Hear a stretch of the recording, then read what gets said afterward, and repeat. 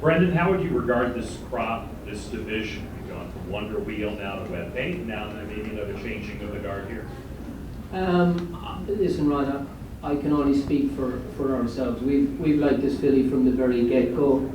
She's been beaten twice in her career out of, I guess, 7 runs now, 6 or 7 runs.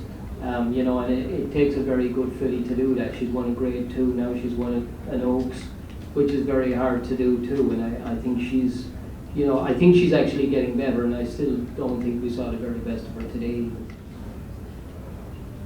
Michael, thoughts about where your fillies for today will go there?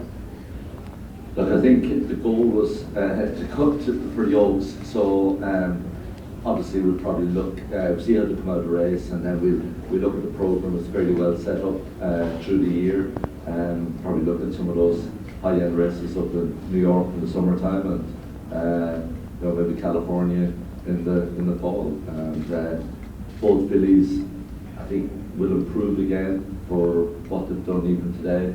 And I think we've two of the best 3-year-old fillies in the country, and we were always a little bit, maybe pretty mischievous, didn't always get the respect we thought she deserved. And so it was fantastic for her to come out here today and put in a big performance and show everyone that she is of that quality. And she's run well at Churchill Downs every time she's run. She got beaten in the Goldenrod last year. Probably was a great learning experience for her last year. She was drawn 1 and she was on the inside and didn't break that well, and Tyler had to hustle her out a little bit, and she got a bit keen on him. But I think that was probably maybe one of the best learning experiences that she got, because after that she's done everything that Brendan has asked her to do in every race, and the last day we felt at the top of the stretch we had the race won, and she was just going to stride away from it. It didn't quite work out. I think different circumstances, I think we would have seen a different result that day.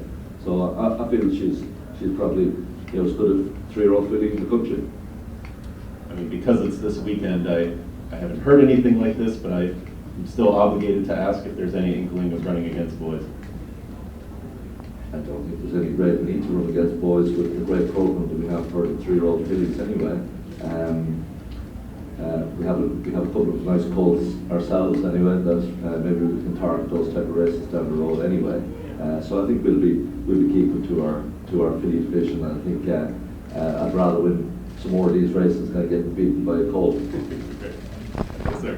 It's very special, and with all our trainers all do a great job, and I think this is very deserving for Brendan and his team. They put in a lot of long hours, they work very hard, and we had a nice colt a few years ago that we thought would be a Derby horse. Ended up having a few hurdles down the road, didn't quite make the Derby, and so hopefully winning the Oaks here today makes up for Maxfield not getting his chance in the Derby.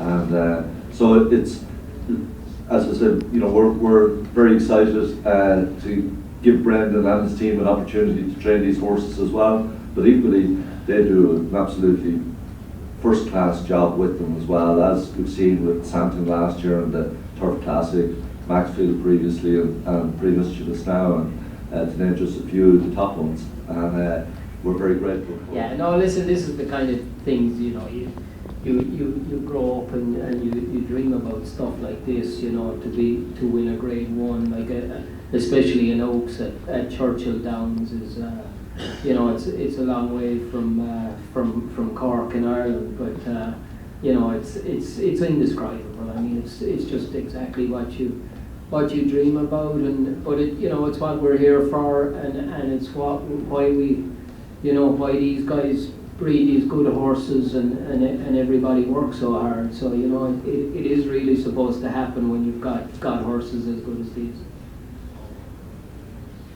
Frank. Michael, could you talk about the breeding of this filly? Hinton is just a good fit for a lot of mares, but why was he a good fit for this mare? Yeah, well, we bought the mare at Visited and Sale when she was in Fourth Medaglia d'Oro, and she's a beautiful filly, won a Grade 1 as a 2-year-old, super racehorse by Tappet, and we felt she would physically suit into Mischief very well, and as the guys at Spectrum know, we've had to throw a few darts at the board for them to stick, and we hadn't had much luck with Mischief up to now, and so it's tremendous that we've eventually got a filly of this calibre.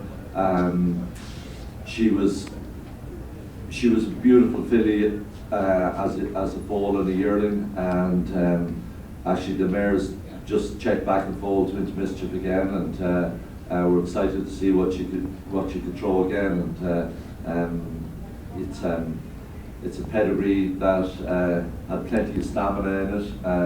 I was a little bit concerned until I went back in through the second dam, and I figured that there was enough in there. Lyric Princess, she stayed fairly well in some of those staying filly races in New York, and my big boys in the family as well, who I think Sugar McGee trained years ago, and he was a distance horse in the grass. So I figured there was enough stamina in there, and thankfully I think the Into Mischief speed and the tablet stamina worked out really well to get us home today.